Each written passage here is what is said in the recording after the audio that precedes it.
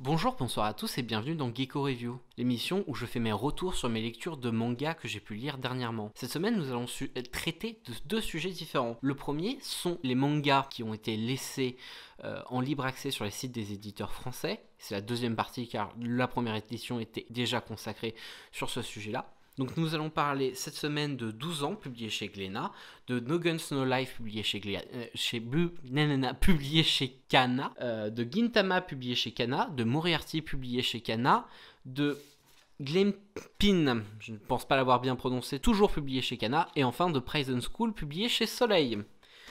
Beaucoup de Kana. Et dans la deuxième partie de cette émission, nous allons traiter de Naruto classique, donc comprenez Naruto pré-Shippuden dans l'anime, en manga, ce qui représente du tome 1 à 27, publié chez Kana en France. Encore une fois, Kana représente la majeure partie de ce que je vais parler.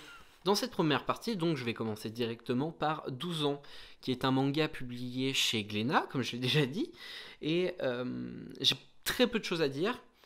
J'ai préparé des choses à dire cette fois-ci, à l'inverse de la dernière fois où j'avais absolument rien noté. Donc là, j'ai des petites fiches. Alors, de ce que j'ai pu noter, j'ai trouvé ça... Alors, je tiens à préciser, ça c'est un élément important, que tout ce que je vais dire, et je sais qu'il y a certaines séries, ça va être très important, tout ce que je vais dire ne concerne que le tome 1, parce que je n'ai lu que ce tome 1-là, et que donc, ce n'est pas un avis général sur la série, et ça ne serait je serais très mal placé pour juger toute une série à partir du premier tome, qui peut être peut-être parfois bien inférieur à ce qui sera la suite, ou après une réorientation qui sera complètement différente, après peut-être 5 à 6 tomes, voilà. Donc tout ce que je vais dire là ne concerne que ce tome 1 là, donc ne prenez pas pour état de fait ce que je dis là pour toute la série, comprenez bien que je n'ai lu que le tome 1, peut-être que je ne retoucherai plus jamais à la série de ma vie, peut-être que si, mais voilà, c'est juste mon point de vue, et j'ai envie de le partager et exprimer avec les autres. Donc, je tiens à le préciser parce que 12 ans, qui est un manga publié chez Glénat, putain, je me répète, j'ai trouvé ça assez chiant.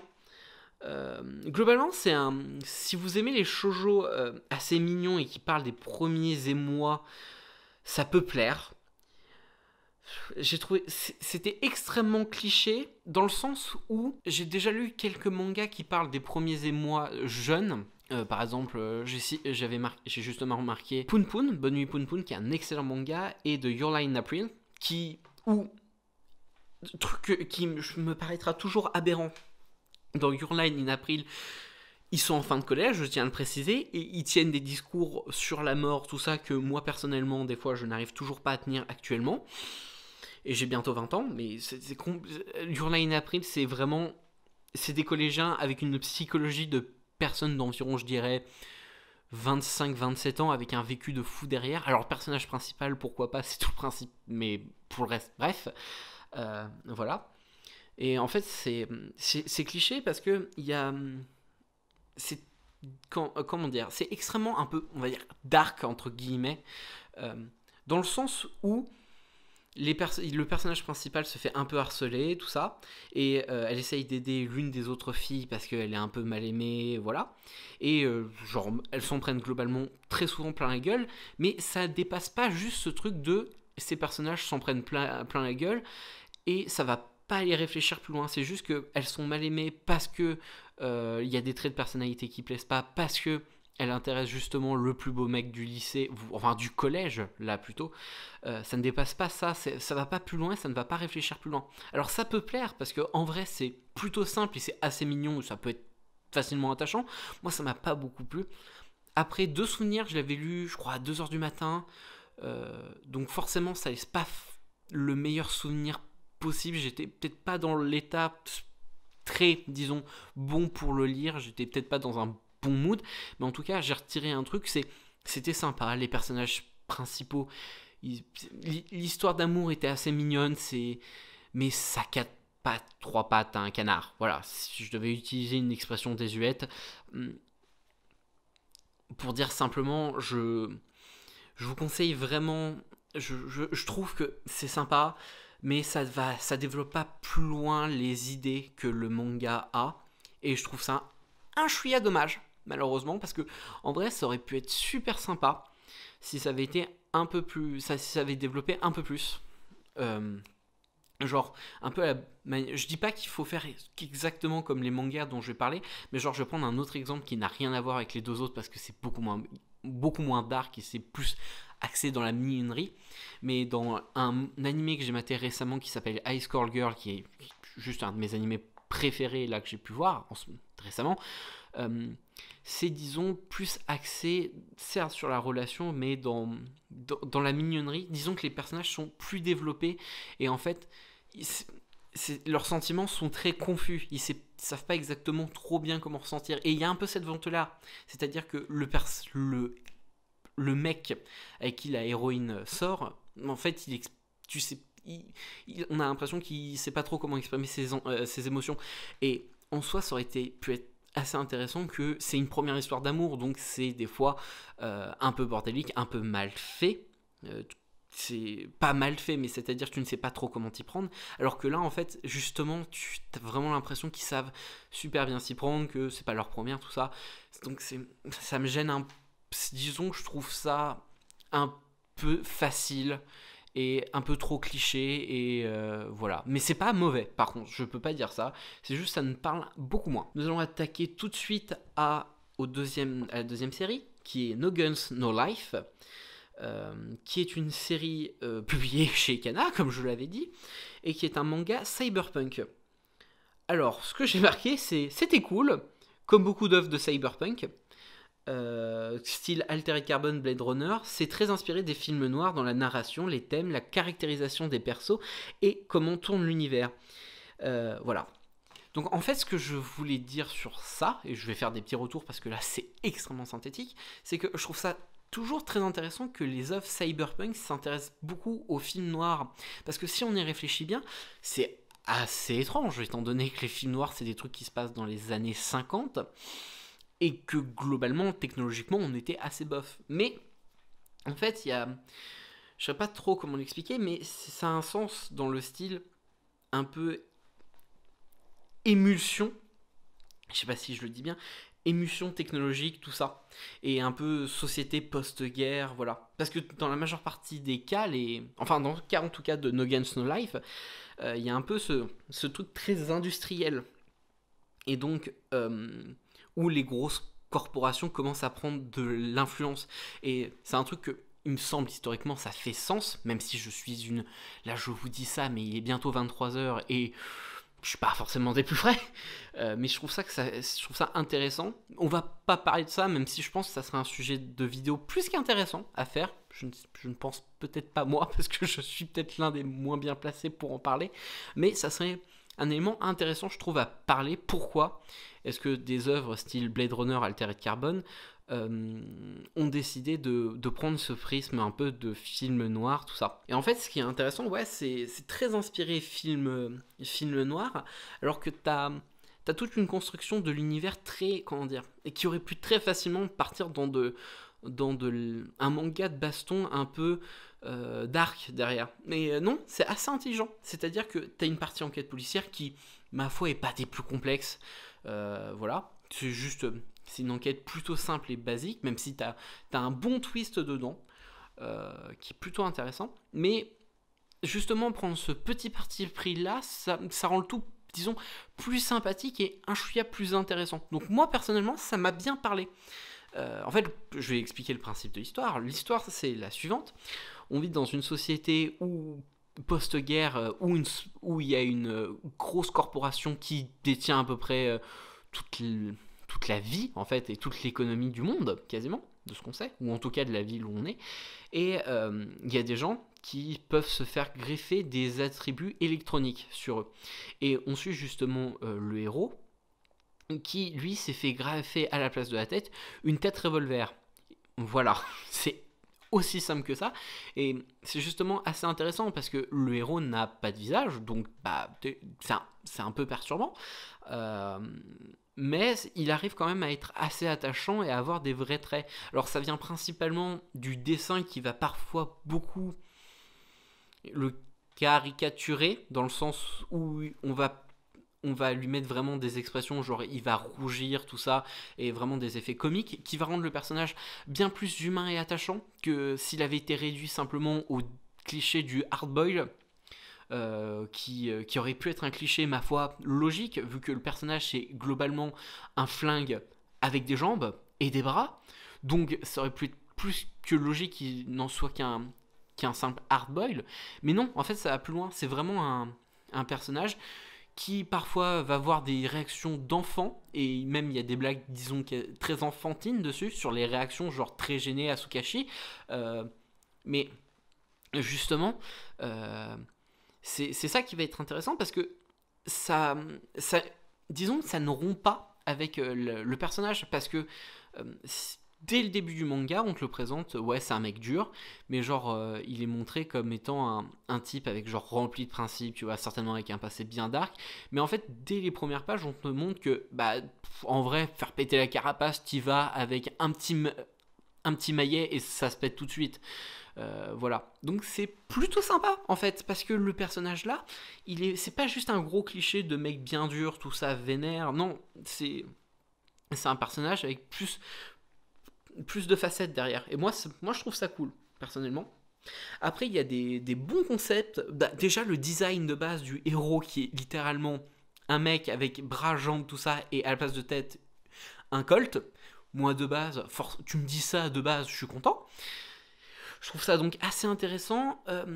Le style du dessin, il est... Alors, je dis ça de souvenir, mais il est assez étrange dans le sens où c'est à la fois très brutal et très détaillé. C'est-à-dire que tu sens vraiment les traits, mais que ça fait toujours un peu cet aspect crayonné, mais toujours dans de la netteté et dans une sorte de réalisme, entre guillemets. Voilà. Et ce qui fait sens dans l'idée qu'on suit un univers où on est vraiment dans un truc très crasseux. Pour expliquer, donc là c'est dans le monde cyberpunk, et là on est plutôt dans les quartiers pauvres. Donc forcément il y a ce trait très, disons que ça va bien, ce trait un peu qui ressort un peu avec ce truc un peu crasseux de l'environnement, tout ça, on traîne avec un peu la mafia, voilà. Donc ça se parle bien, et à des moments t'as des petits trucs, genre pour faire les effets comiques, le personnage est beaucoup moins détaillé, on lui fait faire des réactions un peu à la con, et c'est cool, franchement. Visuellement, c'est plutôt sympa. Voilà. Moi, je vous le conseille. J'ai trouvé ça plutôt cool. Après, ce n'est que le tome 1. Donc, je pense que j'irai racheter la suite dès que je pourrai. Enfin, dès que je le trouverai en magasin. Mais c'est tout ce que j'ai à dire dessus. Il y a des concepts plutôt intéressants sur la technologie, mais c'est pas révolutionnaire non plus. Mis à part cette idée, moi, qui me plaît beaucoup, de tête revolver, et où tu peux en fait aller encore plus loin à partir de ça, ou une tête, allez, partons sur une tête bazooka. C'est moins intéressant parce que t'as pas tout l'aspect du revolver, mais bon, j'ai trouvé ça cool, mais c'est pas non plus révolutionnaire, c'est franchement sympa. Et on va passer de suite au troisième sujet traité, et j'étais pas spécialement chaud pour en parler de celui-là. Putain. Je sais pas comment le traiter. C'est Gintama. Je ne sais pas comment ça se prononce. Je vais dire Gintama, comme ça, je suis franchouillard. Pas de questions à se poser. Donc, Gintama. Alors, avant tout, je vais devoir expliquer pourquoi j'avais décidé de lire ce manga-là. Je lis des mangas depuis mes 8 ans.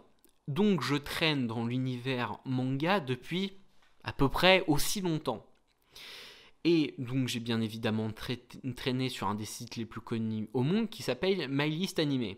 Et sur ce site-là, il y avait le top des animés. Et l'un de ceux qui est resté le plus longtemps, mis à part Hunter x Hunter, c'était Gintama. Donc moi je me suis dit, ça a l'air trop cool. Donc je vais commencer. En plus j'avais lu des trucs à côté, qu'on m'avait dit c'était assez drôle, ça avait des vrais trucs visuellement bien marrants, des youtubeurs que j'aimais bien en avaient parlé. Voilà, c'est pour ça, j'étais carrément surhypé de le lire. En plus, je ne savais strictement rien du manga, mais vraiment, j'y suis allé en mode je ne sais rien. Je savais que c'était un samouraï parce que il y avait un sabre dans 2-3 trucs que je voyais. Je savais que plus ou moins il y avait des eyelines dans le coin, mais c'est de très très loin. Hein. Moi je pensais que genre c'était un moment où il partait dans l'espace, c'était un tout autre délire. Donc j'y suis allé, mais en n'en savant rien. Et quand j'avais vu que Kana avait mis en place ce système, enfin que tous les boîtes d'édition de manga avait mis ça, j'ai regardé aussi chez Kana et j'ai vu qu'il y était, donc je me suis dit, bah trop cool, je vais pouvoir enfin le lire. Et en fait, j'ai pris mon temps pour attendre quand est-ce que je vais enfin le lire. Je me suis dit, à un moment, allez, tiens, on se lance, on verra. Et donc, après lecture, bah j'ai pas aimé. En tout cas, le tome 1. C'est pour ça que j'ai fait cette précision en début. Je n'ai pas du tout aimé le tome 1 et je vais expliquer pourquoi. Donc je vais lire les notes que j'ai pu faire. Alors j'ai pas trouvé ça très drôle et les combats sont très moyens. Donc je vais revenir sur ces trucs-là. Déjà, il faut savoir que globalement, l'humour c'est un des trucs les plus subjectifs au monde. Donc ça me parle pas trop, genre cet humour que Gintama avait, mais si ça vous parle, tant mieux pour vous. Peut-être ça devient mieux après, mais moi j'ai trouvé ça un peu moyen. Moi c'est pas vraiment l'humour qui me parle, j'ai trouvé ça très facile et pas tellement foufou. Et les combats sont pas ouf, et ça je vais vraiment en parler parce que c'est un truc qui est très important. Dans ce type de manga là, en fait tu peux pas avoir les meilleurs combats d'entrée de jeu dès le tome 1. Par exemple, il faut apprendre un manga que j'ai pu lire récemment, que j'ai relu récemment, Fairy Tail.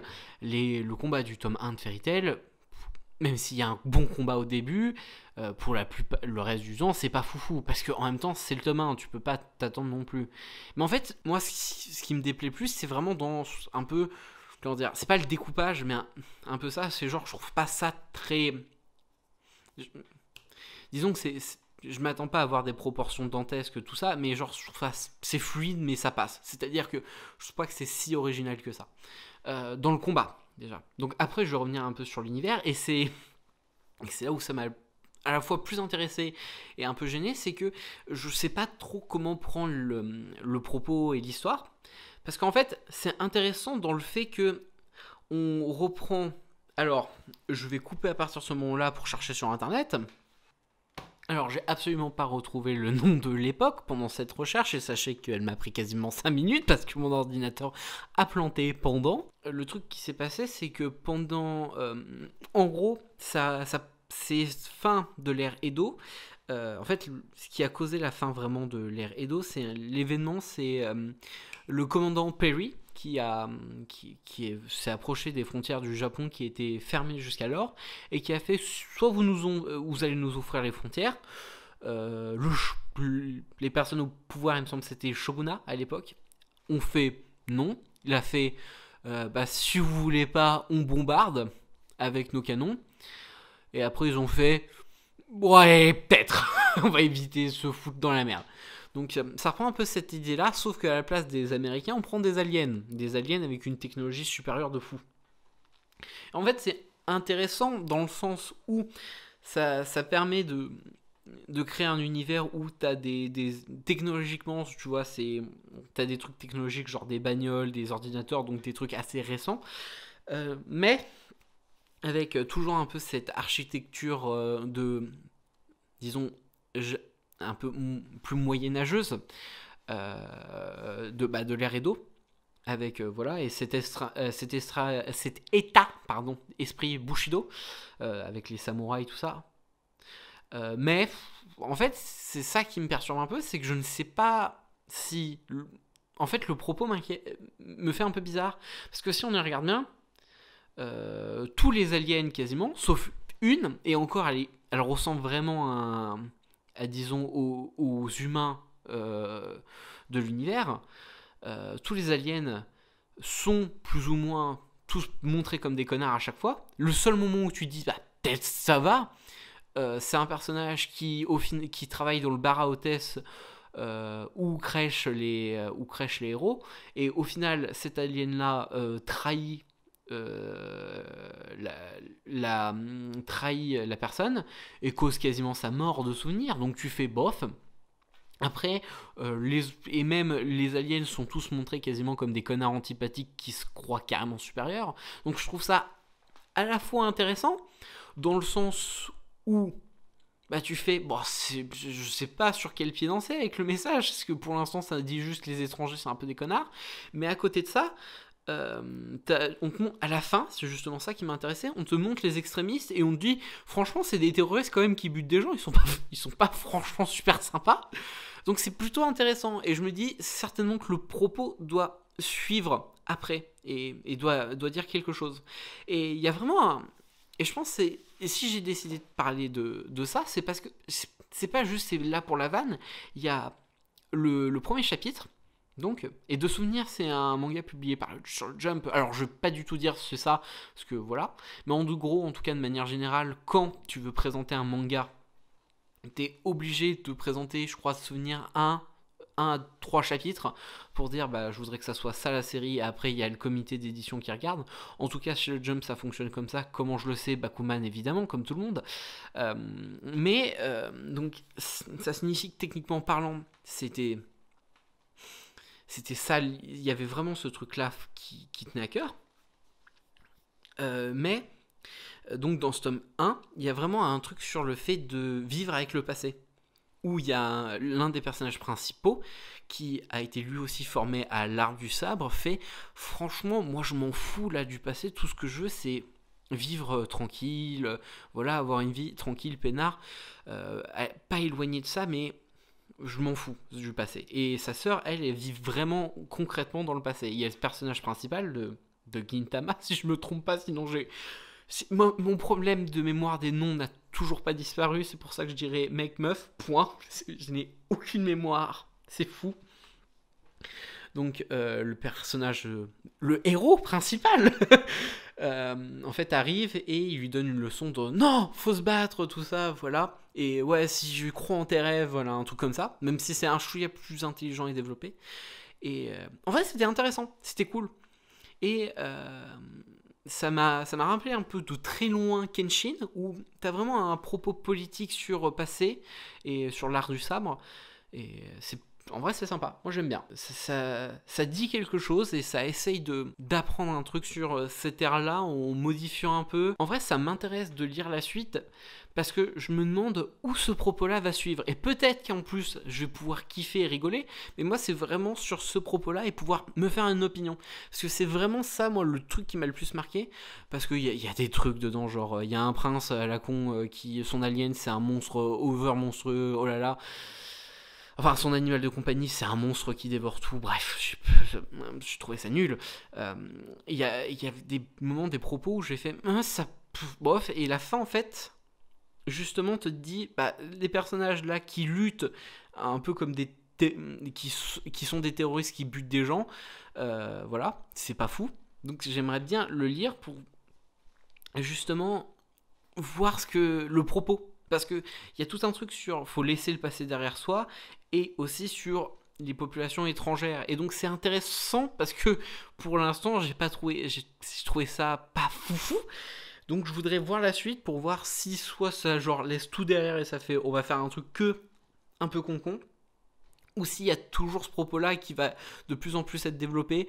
Donc je pense que je vais lire la suite, mais plus pour savoir ce qu'ils vont faire du propos, plus que pour le reste. Donc nous partons tout de suite sur une chose complètement mais différente, toujours publiée chez Kana. Enfin différente, oui, en fait, c'est Moriarty. Je vais absolument pas lire la première phrase que j'ai écrite dans mon résumé, parce que sinon je vais me faire buter. Donc, Moriarty, ça rentre typiquement dans le genre de manga je vais expliquer. En fait, ce qui me gêne avec ce type de manga-là, c'est que, imagine, je te dis bien, imagine, c'est pas le personnage principal ne manipule pas et il utilise ses points. Est-ce que ça t'intéresserait ? La réponse c'est non, parce que évidemment, le fait qu'il manipule, c'est un élément supplémentaire. Mais techniquement, tout ce qu'il fait, c'est faire des combats unilatéraux avec de la manipulation et des mots. Et là aussi avec un peu avec de l'intelligence. Voilà, tout ce qu'il fait, c'est des combats unilatéraux contre des antagonistes. C'est tout. Mais il y a jamais un moment où le personnage va pouvoir répondre. Voilà, c'est toujours unilatéral. Et le personnage principal n'a que très peu de traits. Et encore, celui-là, je le trouve plutôt intéressant parce que Moriarty, il a plus de traits quand même qu'un autre personnage que je ne vais pas citer parce que sinon je risque de me faire tuer, mais disons que il a en trait de personnalité, il est intelligent, c'est pas vraiment un trait de personnalité, mais voilà, il veut faire le bien en tuant, d'accord, peut-être, et en tuant tous les riches, mais bon, Je vais pas juger, je suis Coco, donc bon, voilà, hein. Mais c'est un point de vue. Et il a une affection pour les plus démunis. Et encore, des fois, il est un peu montré comme un enfoiré. Mais c'est tout. C'est absolument tout. Et ça me pose... Dans celui-là, ça me pose pas tant de problème parce que... En fait, ça me pose problème plutôt quand on te montre lors des combats. Je vais appeler ça des combats parce que c'est la vérité. On va prendre un exemple lors du... Oui, j'ai pas du tout précisé. Alors, Moriarty, c'est un manga qui suit le personnage de James Moriarty, qui est donc l'ennemi absolu de Sherlock Holmes, qui est un brillant génie, voilà. Et dans ce cas précis, en fait, il veut pas juste faire ça pour s'enrichir. Après, je n'ai toujours pas fini les bouquins et je suis en train de les lire, mais je ne pense pas que dans les bouquins, son but c'est de tuer tous les riches. Enfin, de ce que j'ai pu lire et vu à côté pour l'instant, de ce que je sais, lui, c'est plutôt s'enrichir et faire le mal, parce que ça le fait kiffer dans les adaptations. Donc en soi, voilà. Mais là, le parti pris, c'est que c'est un type qui veut mettre fin au système des richesses et des privilèges. Donc moi, personnellement, je suis anarcho-communiste, ça me parle. Moi, personnellement, je fais mes études dans l'une des facs de France les plus extrême gauche. Donc, moi, de base, ce propos me parle. Mais, truc, c'est que lors des phases de... Oui, le truc qui me gêne, c'est que lors des phases de combat, voilà, lors des trucs où en gros il fait nanana, regarde, je vous ai manipulé. Et bah... En fait, c'est vraiment, ouais, le problème, c'est unilatéral. C'est-à-dire que l'autre n'a pas moyen de répondre. Et alors, là encore, j'ai dit tout à l'heure, je vais reciter l'exemple de Fairy Tail, parce que techniquement, pour moi, c'est vraiment des combats, mais genre juste qui se jouent pas sur les points, mais sur, enfin, pas avec la force, mais avec l'intelligence. C'est que, en vrai, si genre tu montres un type qui fout des beignes vénères à un autre gars, mais c'est tout, moi j'aime pas ça, moi je trouve ça chiant. Et là, c'est exactement le même problème. Genre, dans Fairy Tail, d'accord, faut forcément que le gars, en fait, il y a une certaine menace derrière, parce que sinon, le combat est pas si fort. Donc dans le tome 1, je comprends, mais même dans le tome 1, en fait, le personnage peut répondre en face. Et ça, en fait, c'est pas le cas. Là, c'est réellement, ils s'en prennent plein la gueule et ils perdent. Point. Il n'y a pas de moment où genre mind break, où genre ça va l'opposer. Non, c'est réellement, lui, il a gagné. Alors, je me doute que c'est pour poser aussi l'univers, tout ça, mais j'aurais trouvé ça aussi intéressant que il y a un peu plus de difficulté. Parce qu'en fait, pour l'instant, tout ce que j'ai vu, c'est regardez, je suis intelligent et je suis doué. Et franchement, c'est cool. C'est cool, c'est sympa, mais disons que le manque de menaces adverses, de menaces, fait que, en fait, c'est un peu mou du genou. En gros, tu vois juste le truc et tu fais, ouais, donc il va gagner comment? Et c'est tout. Et là, par contre, là, l'un des avantages qu'il a, et que par contre, qui est un truc que je ne dirais pas, un de mes mangas que j'aime le moins, mais que je ne vais pas citer parce que sinon je peux me faire défoncer la gueule, surtout par des potes à moi, qui écoutent ce podcast, ça je le sais, donc je ne vais pas le dire. C'est que il a vraiment un attrait. Déjà, de base, tout le monde connaît Sherlock Holmes, donc ça parle à tout le monde de base. Donc, voir le développement de son ennemi et ses motivations d'un autre point de vue, parce que le point de vue de base n'est pas exactement le même, mais avec d'autres idées, c'est toujours intéressant. Et aussi, le fait que ça se passe à l'ère victorienne, ça parle à tout le monde et ça plaît à peu près à tout le monde. Arrêtons de se mentir. Très clairement, c'est cool. Visuellement, l'ère victorienne, on en a tous entendu parler, voilà. Black Butler, c'est cool pour ça aussi. Même si je tiens à préciser et à rappeler un truc important, dans Black Butler, dans le chapitre 1, et même le tome 1, c'était pas encore tout à fait sûr et certain comment se passait l'univers. Parce que je vous rappelle, de souvenir, Sébastien, il sort un téléphone portable. C'était important à préciser dans le tome 1, hein. Je tiendrai à le dire jusqu'à longtemps. Ça ne sert strictement à rien, ce commentaire, mais c'était important pour moi. Ah oui, un autre truc, c'est que je trouve que c'est très manichéen. Je vais vous expliquer. En fait, d'un côté, on te montre que les pauvres, ils sont pauvres, ils n'ont pas de chance. Et les riches, ils sont méchants. Tous. Alors, sauf un, et il bute sa famille, mais c'est le seul. Et il dit utilise mon argent. Mais il y en a un seul qui est présenté comme étant un bon gars riche. Et... Ah si, t'as le... Oui, disons que riche et qui a imposé sa stature, il y en a 0 au final, parce que même l'autre, non.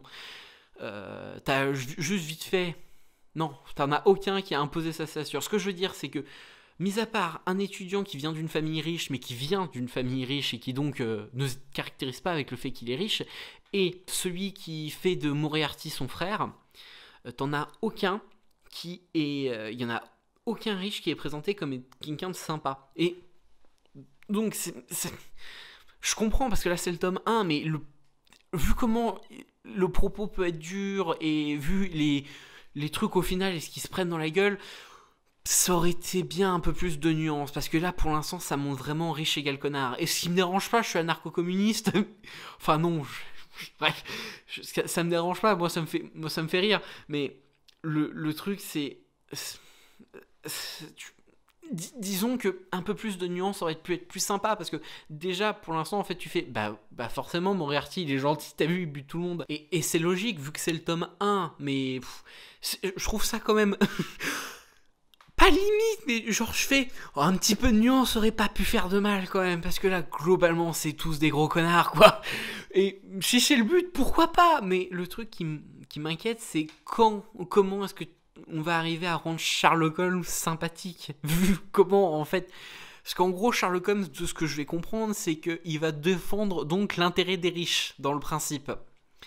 Après peut-être pas du tout, et je me plante, mais comme je le vois dans tous les cas en fait, d'une certaine manière un peu, parce que en gros Moriarty il a but de buter les riches et de restaurer le pouvoir à tous, et en fait je vois pas trop comment ils vont pouvoir rendre le personnage de Sherlock Holmes intéressant, disons avec des motivations compréhensibles, et ça m'inquiète un peu, mais sinon c'est un manga qui est plutôt cool, alors un peu vénère parfois mais ça va, et moi je vous le conseille personnellement. Je pense que j'irai lire la suite juste par curiosité et parce que j'aime beaucoup Sherlock Holmes de manière générale. Donc personnellement je vous le conseille, malgré que je trouve qu'il y a cet énorme défaut là, et aussi le fait que, comme je l'ai dit avant, Moriarty est défini par très peu de traits de caractère. Après ce n'est que le tome 1, donc peut-être ça arrivera plus tard, mais pour l'instant c'est un type intelligent, il est contre les riches, il est prêt à tout, donc en vrai c'est très peu de traits de caractère, mais plus que d'autres personnages que j'ai pu voir dans la manipulation, que Light, que je trouve comme étant juste un point de vue philosophique et qui n'a vraiment à proprement parler que très peu de traits de personnalité, comme elle, et ça me gênera toujours, mais voilà. Donc je vais passer tout de suite au 5e et avant-dernier de cette partie, qui est Gleipnir. Voilà, c'est toujours un manga publié chez Kana. Et j'ai peu de choses à dire, parce que c'est un manga que j'ai lu au hasard. Très clairement, j'ai vu, il y avait quelqu'un qui rentrait dans un costume, donc j'ai fait, ça a l'air rigolo, je vais lire ça. Et je dirais que c'est un manga concept, c'est-à-dire que ça parle d'un concept de base plutôt étrange, qui est que une personne peut le héros principal, je n'ai pas retenu son nom parce que je ne me retiens aucun des noms et prénoms. Même dans ma vie, il y a des potes à moi, je ne sais toujours pas comment ils s'appellent. Voilà, je les appelle tous Michel maintenant, c'est plus rapide. Ce n'est pas une blague. J'ai un pote, depuis 6 mois, je l'appelle Michel. Voilà. Et c'est vraiment un manga concept. Et c'est intéressant dans le fait que le mec qui est très intelligent, et lorsqu'il a une forte émotion, il se transforme en une sorte de grosse mascotte, un peu mignonne, tout ça, et un peu genre baraque, qui mesure 2 mètres, et il y a une meuf qui, en gros, tu peux techniquement rentrer dedans et manipuler à l'intérieur. Et c'est le concept un peu, et c'est intéressant. C'est vraiment, c'est très étrange, mais c'est très intriguant. J'ai vraiment envie de lire la suite. Je dis manga concept parce que le propos, disons, est tenu avec cette idée, c'est-à-dire que le personnage principal peut se transformer grâce à une forte émotion, pas à sa volonté, mais genre c'est pas de son fait et c'est pas de sa volonté, c'est juste qu'il se transforme comme ça. Et il y a une meuf qui va commencer à être au courant de ça et qui va pouvoir rentrer à l'intérieur et le manipuler. Et je trouve ça intéressant parce que je pense, et en tout cas que ça, il y a vraiment un truc sur le fait d'être manipulé dans cet âge-là, sur ses forces d'émotion, par une personne qui peut nous intéresser, parce que de ce que je vois, le personnage est quand même plutôt intéressé par cette fille-là. Surtout qu'elle est, au début du manga, en tout cas, de souvenirs assez sexualisés. Voilà, donc je trouve ça intéressant. Et ça m'a pas mal rappelé, d'ailleurs, les Fleurs du Mal. Parce que surtout le personnage féminin qui manipule énormément l'autre personnage. Et là, c'est très littéral, étant donné qu'elle rentre à l'intérieur du corps de l'autre et qu'elle le pousse à faire des actions. Enfin, dans Glenpin, hein, pas dans les Fleurs du Mal. Ça serait plus qu'étrange, étant donné que dans les Fleurs du Mal, il ne peut pas proprement parler. Il n'est pas à proprement parler il se transforme pas en mascotte. Donc là, si elle rentrait dans le corps de l'autre, très peu de solutions. C'est dégueulasse. Donc c'est intéressant. Et je vous le conseille, j'ai peu de choses à dire. Et c'est très étrange, je sais que j'irai lire la suite. Et voilà, ça m'a intrigué. Et en vrai, ça fait longtemps qu'un truc m'a pas intrigué. Donc on va passer au dernier, où j'ai écrit... Je pense que je vais terminer par ce que j'ai écrit. Alors, j'ai décidé le dernier, c'était Prison School, qui est un manga publié chez Soleil, parce que j'ai vu qu'il y avait Prison School, donc j'ai fait, je vais le lire, parce que j'ai vu l'animé, j'aime beaucoup l'animé, et qu'un pote à moi m'a dit, franchement, le manga est super bien. Et, allez, je dis maintenant ce que j'ai écrit. Je suis globalement un teubé, donc ça me plaît. Moi, ça me va. Moi, le fait est que si tu montres... C'est ce que je me dis, c'est ce qu'on se disait avec ce pote-là. Moi, personnellement, tu me fais des vannes avec des types obsédés par le cul, la chatte et les nibards, et que c'est qui sont tous complètement plus cons que les uns que les autres, c'est tous plus des obsédés les uns que les autres. De base, moi tu m'as, en fait. Moi, je vais aller t'acheter. Moi, je vais te lire, quoi. Je vais te regarder l'animé. Et c'était cool. Visuellement, putain, il y a des moments ultra cool. Donc, avec des traits, disons des... Comment dire, les ombres, tout ça, c'est un peu compliqué. Disons que c'est très dans un style très noir. Les fonds sont très souvent noirs et en vrai, ça donne vraiment tout un aspect visuel qui est ultra cool. Donc moi, ça m'a beaucoup parlé et j'ai beaucoup aimé. Visuellement. Et après, sur l'humour, j'avais vu l'animé. Donc de base, ça partait gagnant. Moi, si tu me parles de blagues débiles et puériles, ça me va. Moi, c'est de mon niveau mental. Donc j'accepte à peu près tout. Donc franchement, c'était très cool.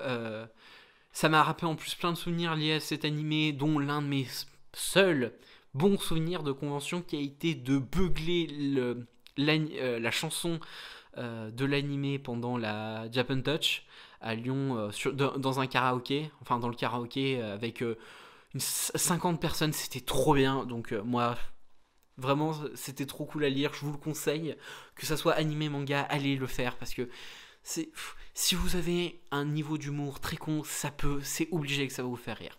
Voilà.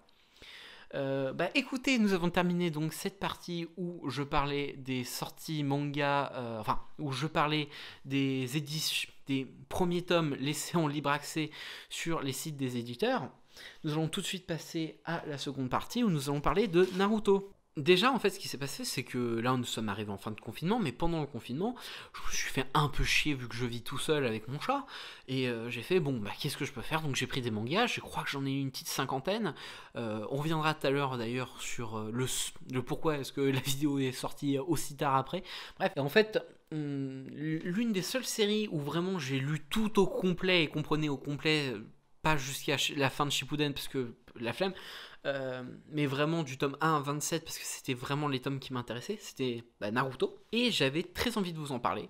J'essaie d'aller le plus vite possible, d'en parler le plus rapidement possible, et d'éviter de me perdre dans des pensées, et de vous redonner soit envie d'aller le lire, ou soit vous donner envie de le lire si vous ne l'avez pas encore lu. Et si vous regardez ma vidéo et que vous ne l'avez pas encore lu, je suis trop content d'avoir pu vous amener ici, alors merci beaucoup d'être là déjà. Alors oui, j'ai oublié de préciser, mais Naruto du tome 1 à 27, je pense que c'est un des trucs les plus intelligents que j'ai pu lire sur le manga shonen Neketsu. Et il y a beaucoup de vidéos qui sont parues depuis quelques années qui comparent Naruto à My Hero Academia. Je ne dirai pas mon avis dessus parce que j'ai pas envie de me causer de problème. Mais en gros, globalement, je suis rarement d'accord. Et je suis pas un fanboy de Naruto du tout. Je crois que j'ai commencé 1 an avant la fin. Et voilà. Alors je lis des mangas depuis mes 8 ans. Je ne sais pas pourquoi j'ai mis aussi longtemps à le lire. Et néanmoins, j'ai besoin de vous en parler parce que c'est fou, Naruto quand même. En fait, l'un des éléments principaux qui me fait adorer Naruto, c'est que c'est pas un shonen Negetsu qui se concentre sur les pouvoirs à l'inverse de ce qu'on pourrait croire et à la classe, tout ça. En fait, c'est vraiment un shonen Negetsu qui se concentre sur ses personnages et c'est plutôt rare. Même One Piece, en fait, actuellement, a un peu laissé l'affaire avec ses personnages et il les a pas tellement développés.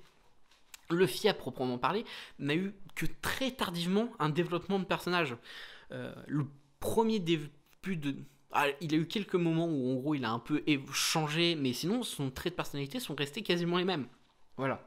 Et donc, baser une histoire sur un personnage qui évolue tout ça, franchement c'était cool. Et j'ai vraiment envie de vous en parler, parce que Naruto en fait...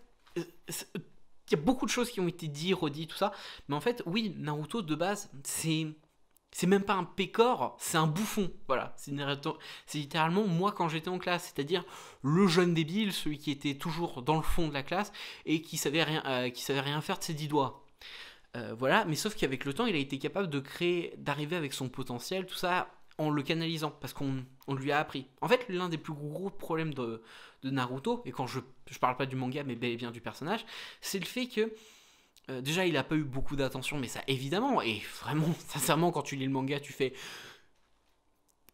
Il vit à 12 ans seul, vous m'étonnez qu'il va pas bien, parce que il y a personne qui s'occupe de lui à 12 ans, et tout le monde le considère comme un débile et il arrive à se démerder seul à 12 ans. Moi, personnellement, à 12 ans, je pense, j'allais même pas acheter du pain. Et c'est à moins de 100 mètres de chez moi.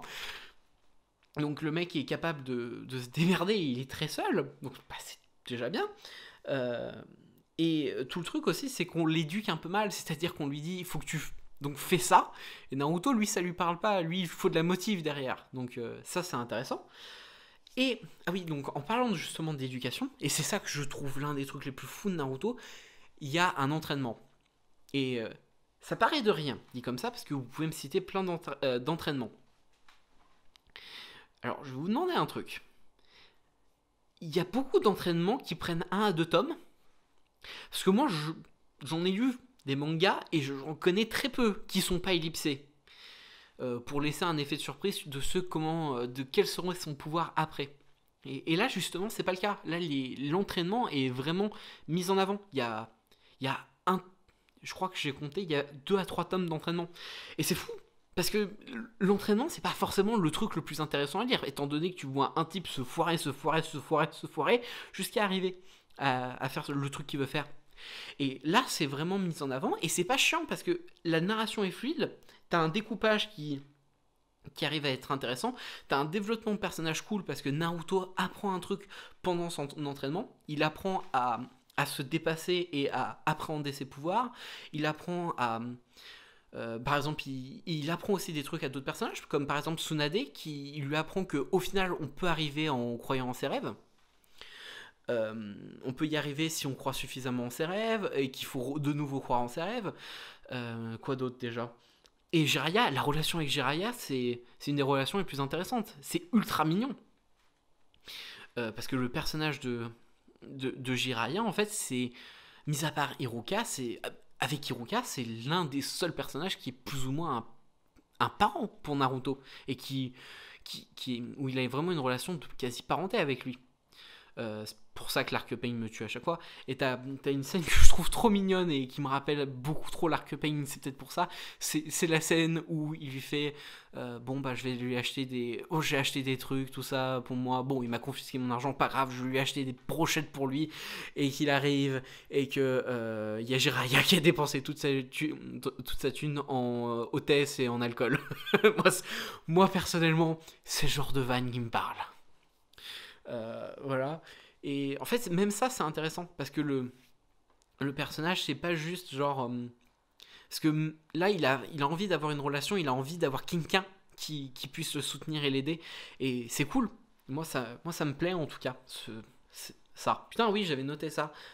Alors, il y a pas mal de vidéos qui parlent de Chainsaw Man. Chainsaw Man que j'ai lu récemment, mais je pense que j'en parlerai dans une prochaine vidéo où je ferai mes retours de lecture. Et en gros, Chainsaw Man, c'est marqué que c'était trop gore pour le Jump. Alors, déjà, premièrement, le Jump, c'est quand même ceux qui publient actuellement Promise Neverland. Et je tiens à rappeler quand même Promise Neverland, le concept, c'est des enfants qui sont éduqués pour être ensuite donnés à bouffer à des démons. Merci. Je ne sais quoi trop dire. Et que t'as une scène, la fin du tome 1 quand même, c'est comment ça s'appelle, c'est une gamine quand même qui est morte, qui se fait buter. Voilà. Et Chainsaw Man, donc le dire que c'est trop dark pour le Jump, bref, j'aimerais beaucoup parler des maisons d'édition, tout ça, parce que c'est très intéressant. Voilà, je suis très intéressé par ça. Et le fait est que Naruto, c'est gore. Bon, après, Chainsaw Man, disons que c'est du gore, mais beaucoup plus à fond. Même si j'en parlerai une prochaine fois. Mais là, Naruto, il y a quand même des passages un peu gore. Hein. Globalement, t'as des morts de gosses. T'as la mort de Obito, quand même, dedans. Où il fait, tiens, je te passe mon œil. Très bien. Non, c'est pas son œil, c'est sa rétine. Excusez-moi, pardon.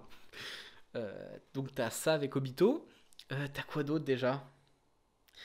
Oui, t'as en mort de gosse, t'as le personnage qui est ami avec...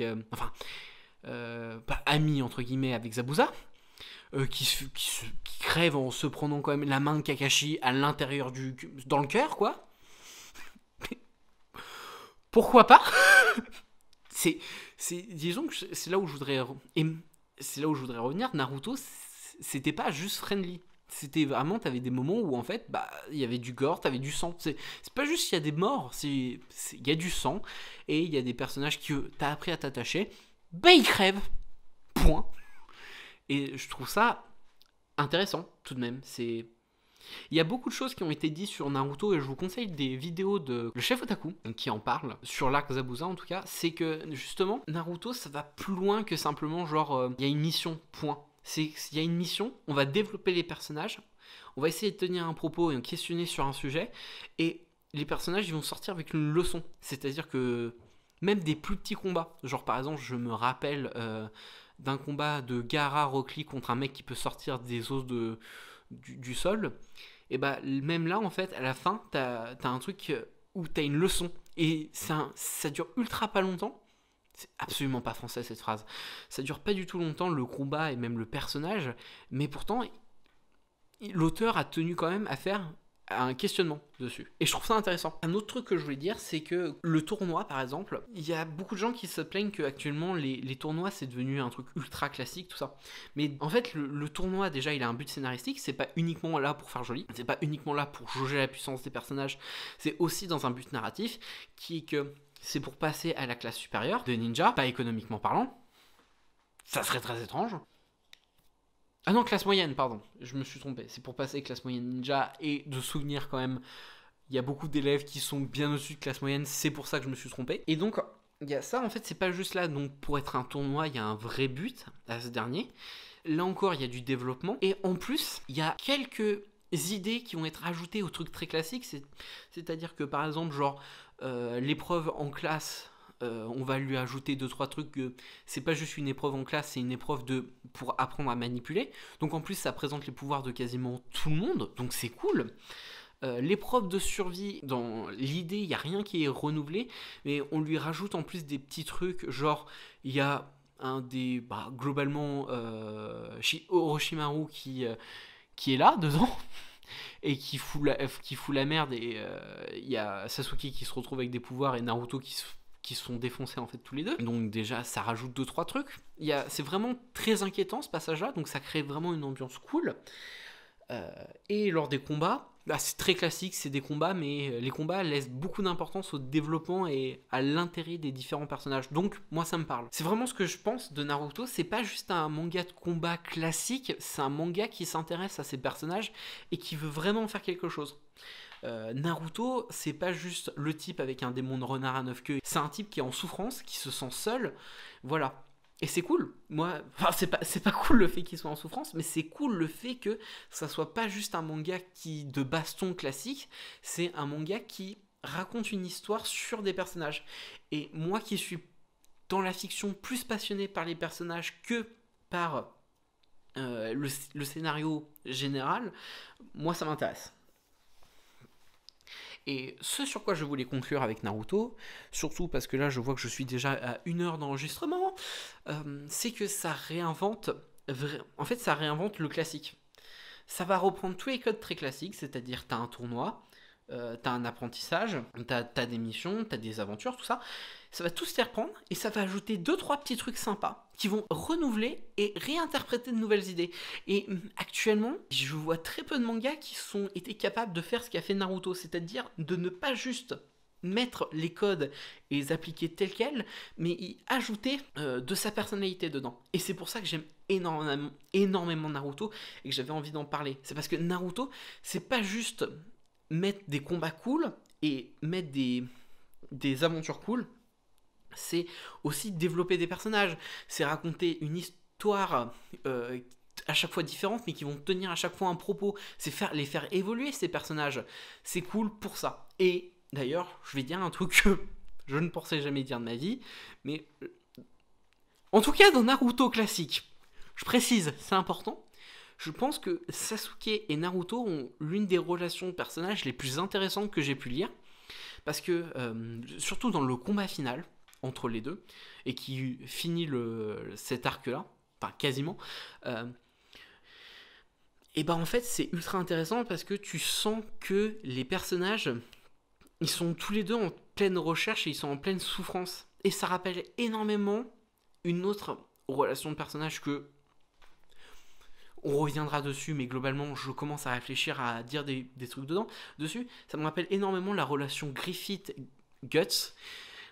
Et en fait, je trouve même que cette relation, elle est...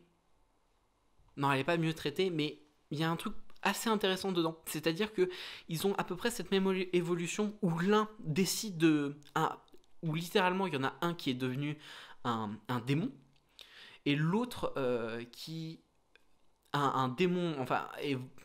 un démon qui le bouffe à l'intérieur et qui choisit la voie un peu de la brutalité.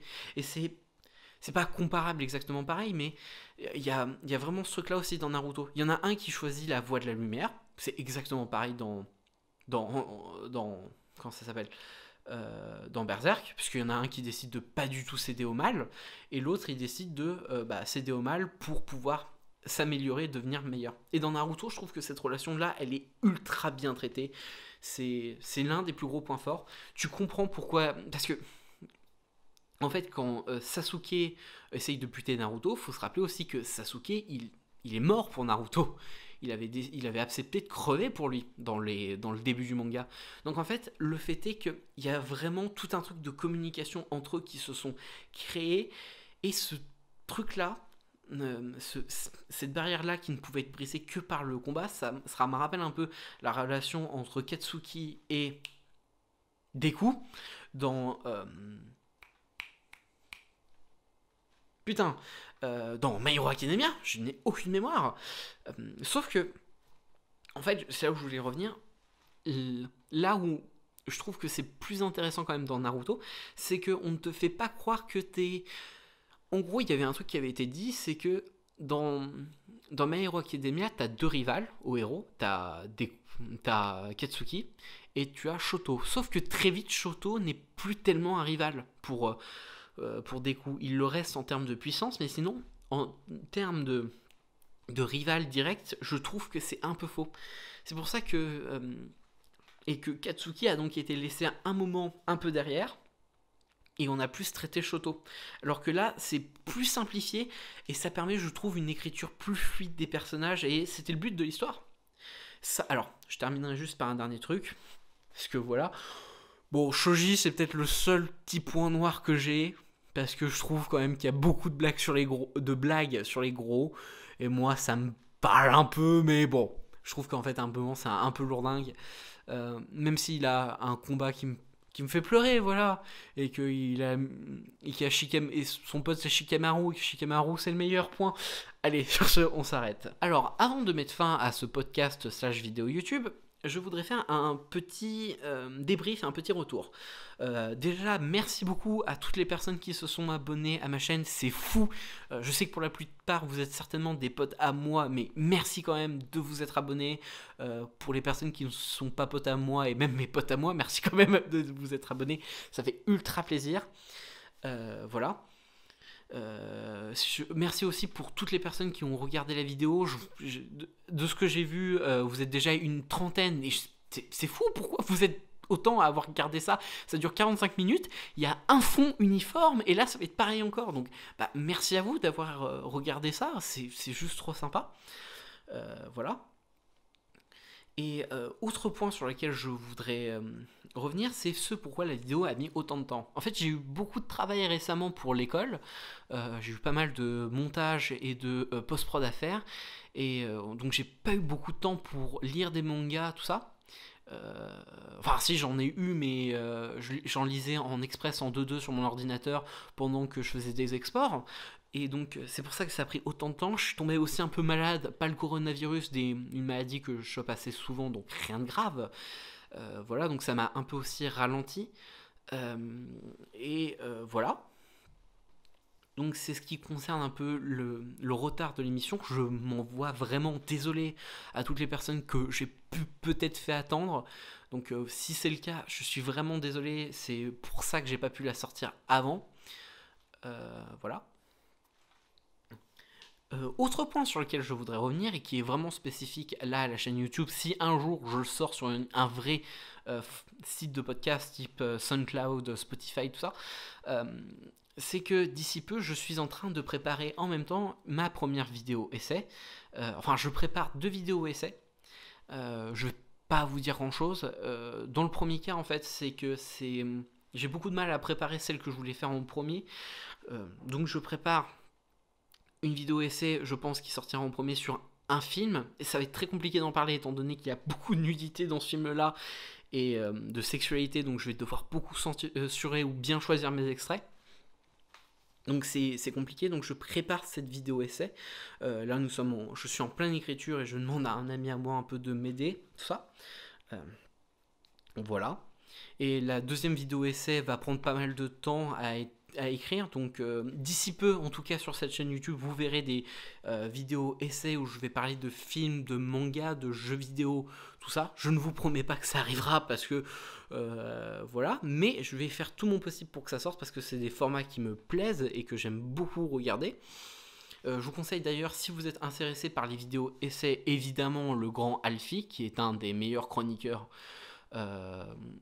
que je connaisse, enfin qui fait des vidéos essais et qui a un super podcast qui est trop cool, mais aussi un super youtubeur que je vous conseille absolument, enfin une super chaîne parce qu'il y a 2 personnes derrière, qui est Game Next Door, qui parle de jeux vidéo. Je joue très peu aux jeux vidéo, mais je suis très intéressé par les vidéos qui parlent de jeux vidéo, donc je vous conseille cette chaîne, c'est extrêmement cool. Voilà.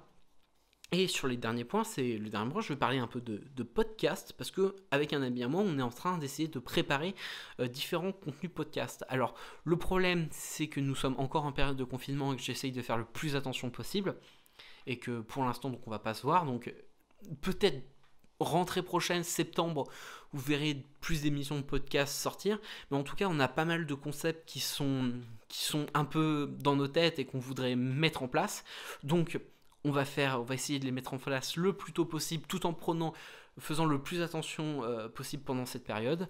Et voilà, c'est à peu près tout ce que j'ai à dire. Donc comprenez bien. Logiquement, il y aura une prochaine émission où je parlerai des mangas que j'ai lus. Donc ça, c'est à peu près sûr. Peut-être des vidéos essais. Et encore plus peut-être, d'ici peu, de nouveaux podcasts avec de nouveaux concepts. Vous êtes vraiment sur la chaîne du peut-être, et ça risque de sortir d'ici un petit moment. Vous inquiétez pas, Ça prendra le temps que ça prendra, voilà. Eh ben écoutez, merci beaucoup d'avoir écouté, j'espère que vous avez passé un bon moment, et je vous laisse sur ce, la bise!